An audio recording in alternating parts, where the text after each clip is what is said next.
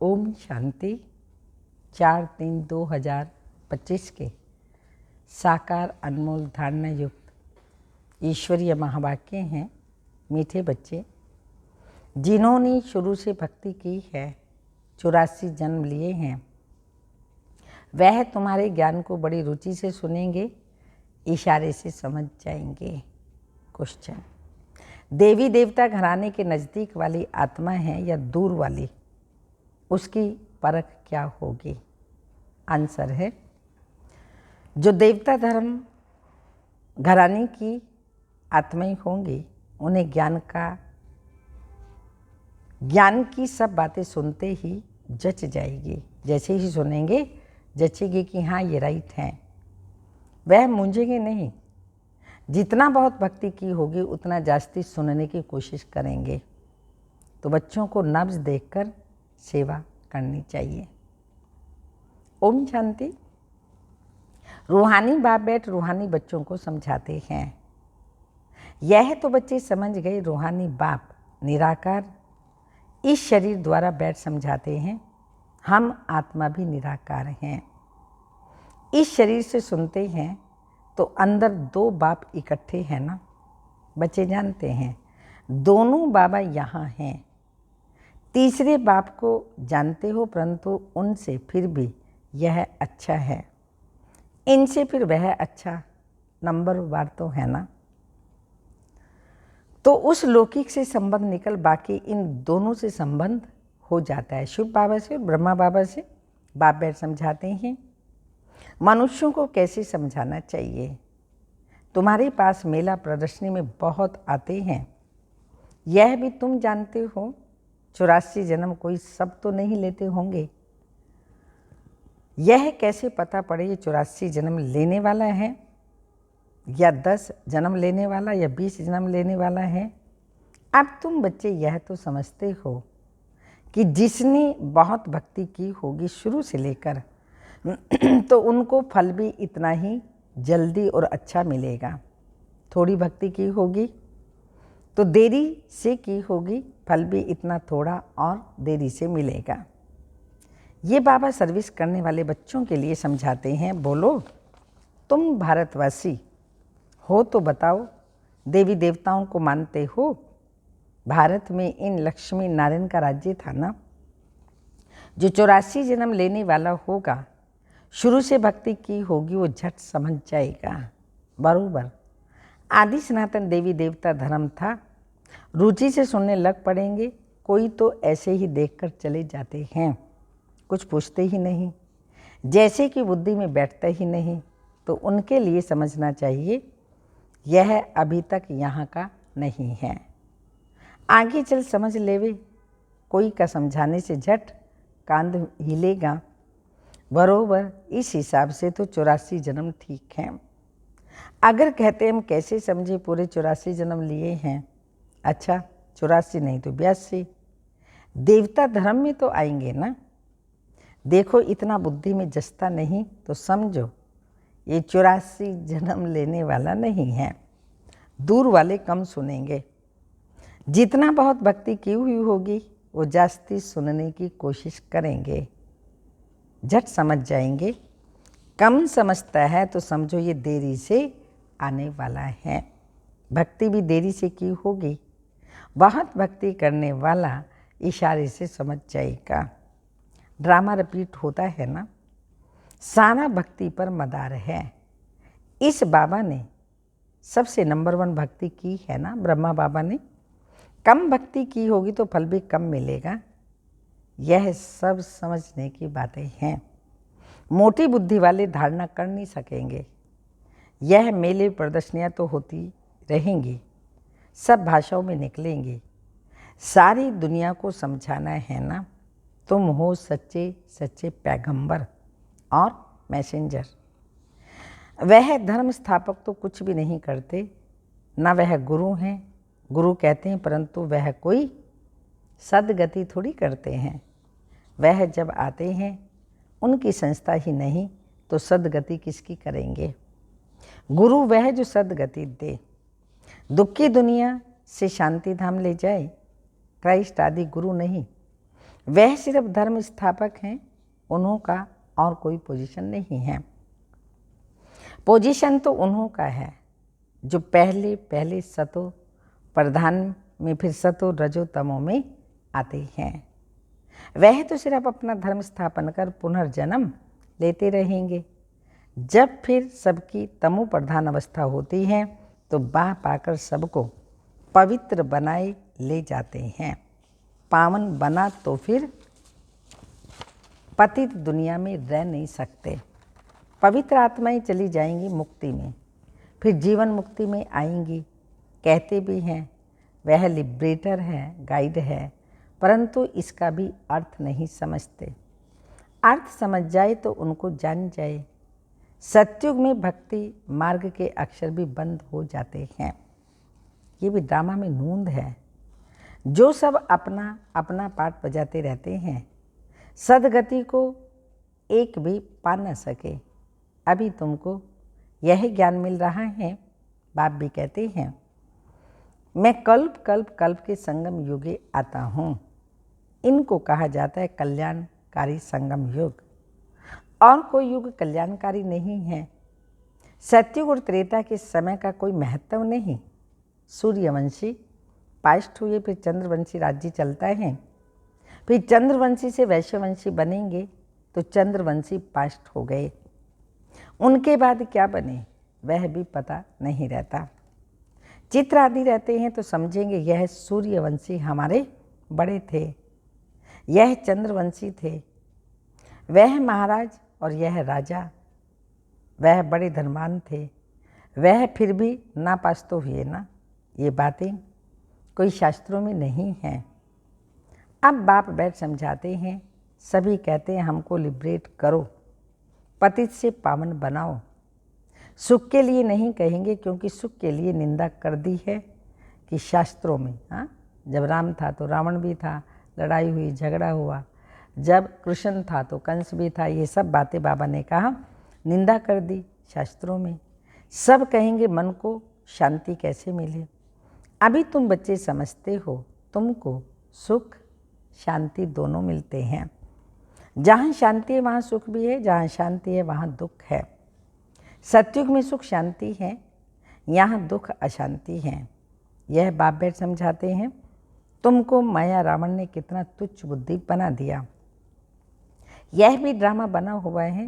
बाप कहते हैं मैं भी ड्रामा के बंधन में बांधा हुआ हूँ। मेरा पार्ट ही अभी है जो बजा रहा हूँ। कहते भी हैं बाबा कल्प कल्प आप ही आकर भ्रष्टाचारी से श्रेष्ठाचारी पावन बनाते हो। भ्रष्टाचारी बने हैं रावण द्वारा। अब बाप आकर मनुष्य से देवता बनाते हैं। यह जो गायन है उनका अर्थ बाप ही आकर समझाते हैं। उस अकाल तख्त पर बैठने वाले भी इसका अर्थ नहीं समझते। बाबा ने तुमको समझाया है आत्माएं अकाल मूर्त हैं। आत्मा का ये शरीर रथ है। इस रथ पर अकाल अर्थात किसको काल नहीं खाता, वह आत्मा विराजमान है। सतयुग में तुमको काल नहीं खाएगा। अकाल मृत्यु कभी नहीं होगी। वह है ही अमर लोक और यह है मृत्यु लोक। अमर लोक मृत्यु लोक का भी अर्थ कोई नहीं समझते। बाप कहते हैं मैं तुमको बहुत सिंपल समझाता हूँ। सिर्फ मामे कम याद करो तो तुम पावन बन जाएंगे। साधु संत आदि भी गाते हैं पतित पावन सीता राम। पतित पावन बाप को बुलाते हैं। कहाँ भी जाओ तो यह जरूर कहेंगे पतित पावन। सच तो कभी छिप नहीं सकता। तुम जानते हो अभी पतित पावन बाप आए हुए हैं, हमें रास्ता बता रहे हैं। कल्प पहले भी कहा था अपने को आत्मा समझ, मामे कम याद करो तो तुम सतो प्रधान बन जाएंगे। तुम सब आशिक हो मुझ माशुक के। वह आशिक माशुक तो एक जन्म के लिए होते हैं। तुम जन्म जन्मांतर के आशिक हो। याद करते आई हो हे प्रभु। देने वाला तो एक ही बाप है ना। बच्चे सब बाप से ही मांगेंगे। आत्मा जब दुखी होती है तो बाप को याद करती है। सुख में कोई याद नहीं करते। दुख में याद करते हैं बाबा आकर के सद्गति दो। जैसे गुरु के पास जाते हैं, हमको बच्चा दो। अच्छा बच्चा मिल गया तो बहुत खुशी होगी, बच्चा नहीं हुआ तो कहेंगे ईश्वर की भाभी। ड्रामा को तो वह समझते ही नहीं। अगर वह ड्रामा कहे तो फिर सारा मालूम होना चाहिए। तुम ड्रामा को जानते हो और कोई नहीं जानते, ना कोई शास्त्रों में है ड्रामा माना ड्रामा। उनके आदि मध्य अंत का पता होना चाहिए ना। बाबा कहते हैं मैं 5,000 वर्ष बाद आता हूँ। ये 4 युग बिल्कुल इक्वल हैं। स्वास्तिका का भी महत्व है ना। खाता जो बनाते हैं तो उसमें भी स्वास्तिका बनाते हैं। यह भी खाता है ना। हमारा फ़ायदा कैसे होता है, फिर घाटा कैसे पड़ता है। घाटा पड़ते पड़ते अभी पूरा घाटा पड़ गया। ये हार और जीत का खेल है। पैसा है तो हेल्थ भी है, सुख भी है। पैसा है, हेल्थ नहीं है तो सुख नहीं है। तुमको हेल्थ वेल्थ दोनों देता हूँ तो हैप्पीनेस है ही है। जब कोई शरीर छोड़ता है तो मुख से कहते हैं फलाना स्वर्ग पधारा, लेकिन अंदर तो दुखी होते रहते हैं। इसमें तो और ही खुश होना चाहिए। फिर उनकी आत्मा को नरक में क्यों बुलाते हैं, कुछ भी समझ नहीं है। अभी बाप आकर यह सब बातें समझाते हैं, बीज और झाड़ का राज समझाते हैं। ऐसे झाड़ और कोई बना ना सके। ये कोई इसने नहीं बनाया है। इनका कोई गुरु नहीं था ब्रह्मा बाबा का। अगर होता तो उनके और भी शिष्य होते ना। मनुष्य समझते हैं इनको कोई गुरु ने सिखाया है, या तो कहते हैं परमात्मा की शक्ति प्रवेश करती है। अरे परमात्मा की शक्ति कैसे प्रवेश करेगी, बेचारे कुछ भी नहीं जानते। तो बाप खुद बैठ बताते हैं, मैंने कहा था मैं साधारण बूढ़े तन में आता हूँ, आकर तुमको पढ़ाता हूँ। यह भी सुनते हैं, अटेंशन तो हमारे ऊपर है। यह साधारण बूढ़े तन में आता हूँ, आकर तुमको पढ़ाता हूँ। तो यह भी स्टूडेंट है। यह अपने को और कुछ नहीं कहते, प्रजापिता सो स्टूडेंट है। भल इसमें इसने विनाश भी देखा परंतु समझा कुछ नहीं। आहिस्ते आहिस्ते समझते गए, जैसे तुम समझते जाते हो बाप तुमको समझाते हैं। बीच में यह भी समझते जाते हैं, पढ़ते रहते हैं। हर एक स्टूडेंट पुरुषार्थ करेंगे पढ़ने का। ब्रह्मा विष्णु शंकर तो हैं ही सूक्ष्म वतनवासी, उन्हों का क्या पार्ट है यह भी कोई नहीं जानते। तो बाप हर एक बात आप ही समझाते हैं। तुम प्रश्न कोई पूछ नहीं सकते। ऊपर में है शिव परमात्मा, फिर देवताएं, उनको मिला कैसे सकते हैं। अभी तुम बच्चे जानते हो बाप इसमें आकर प्रवेश करते हैं। इनको कहा जाता है बाप दादा। शिव बाबा और ब्रह्मा बाबा दोनों बाप दादा। बाप अलग है, दादा अलग है। बाप शिव है, दादा ब्रह्मा है। वर्षा शिव से मिलता है, ना कि इन से। ब्रह्मा से नहीं मिलता, लेकिन इनके द्वारा ब्राह्मण हो गए ब्रह्मा के बच्चे। बाप ने अडॉप्ट किया है ड्रामा के प्लान अनुसार। तो बाप कहते हैं नंबर 1 भक्त यह है। 84 जन्म भी इसने लिए, सांवरा और गोरा भी इसको ही कहा जाता है। श्री कृष्ण सतयुग में गोरा था, कलयुग में सांवरा है। पतित है ना, फिर पावन बनते हैं। तुम भी ऐसे बनते हो। यह है आयरन एजेड वर्ल्ड, वह है गोल्डन एजेड वर्ल्ड। सीढ़ी का किसी को पता नहीं है। जो पीछे आते हैं वे 84 जन्म थोड़ी लेते होंगे, वह जरूर कम जन्म लेंगे। उनकी सीढ़ी, उनको सीढ़ी में तो दिखा कैसे सकते। तो बाबा ने समझाया है सबसे जास्ती जन्म कौन लेंगे, सबसे कम जन्म कौन लेंगे। ये नॉलेज है। बाप ही नॉलेजफुल हैं, पतित पावन हैं। आदि मध्य अंत की नॉलेज सुना रहे हैं। वह सब नेति नेति करते आए, अपनी आत्मा को ही नहीं जानते तो बाप को फिर कैसे जानेंगे। सिर्फ कहने मात्र कह देते हैं। आत्मा क्या चीज़ है कुछ भी नहीं जानते। तुम अभी जानते हो आत्मा अविनाशी है। उसमें 84 जन्मों का अविनाशी पाठ भरा हुआ है। इतनी छोटी सी आत्मा में कितना पाठ भरा हुआ है। जो अच्छी रीति सुनते और समझते हैं तो समझा जाता है ये नज़दीक वाला है। बुद्धि में नहीं बैठता तो देरी से आने वाला होगा। सुनाने के समय नब्ज देखी जाती है। समझाने वाले भी नंबरवार है ना। तुम्हारी ये पढ़ाई है। राजधानी स्थापन हो रही है। कोई तो ऊंचते ऊंच राजाई पद पाते, कोई तो प्रजा में नौकर चाकर बनते हैं। बाकी हाँ, इतना है कि सतयुग में कोई दुख नहीं होता। उनको कहा जाता है सुख धाम बहिष्ठ। पास्ट हो गया तब तो याद करते हैं। मनुष्य समझते हैं स्वर्ग कोई ऊपर छत में होगा। दिलवाड़ा मंदिर में तुम्हारा पूरा यादगार खड़ा है।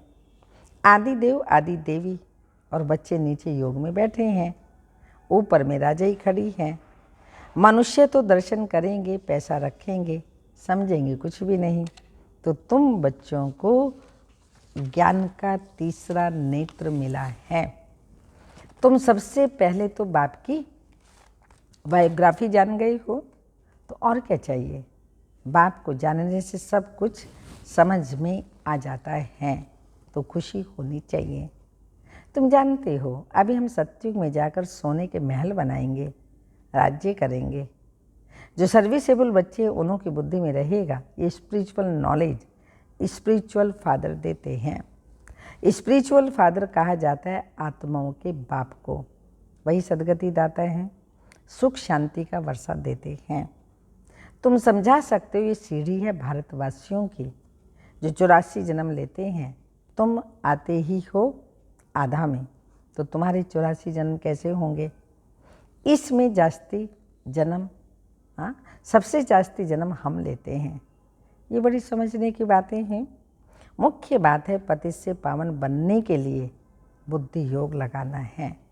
पावन बनने की प्रतिज्ञा कर फिर अगर पतित बनते हैं तो हड गुड एकदम टूट पड़ती हैं।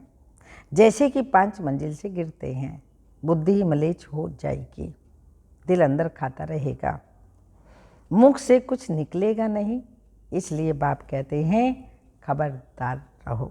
अच्छा, मीठे मीठे सिक्के लदे बच्चों प्रति माता पिता बाप दादा का याद प्यार। Good morning, diamond morning.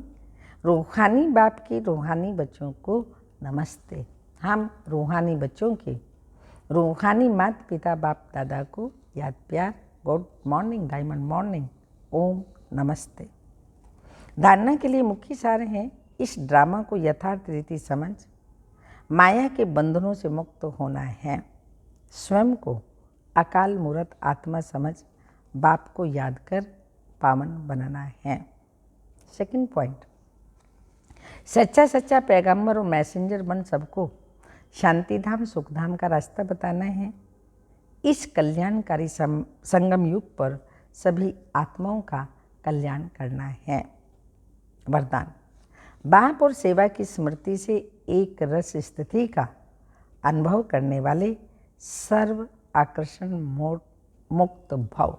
सर्व आकर्षण मुक्त भाव। जैसे सर्वेंट को सदा सेवा और मास्टर याद रहता है, ऐसे वर्ल्ड सर्वेंट सच्चे सेवाधारी बच्चों को भी बाप और सेवा के और कुछ भी याद नहीं रहता। इससे ही एक रस स्थिति में रहने का अनुभव होता है। उन्हें एक बाप के रस के सिवाय सब रस नीरस लगते हैं। एक बाप के रस का अनुभव होने के कारण कहाँ भी आकर्षण नहीं जा सकती।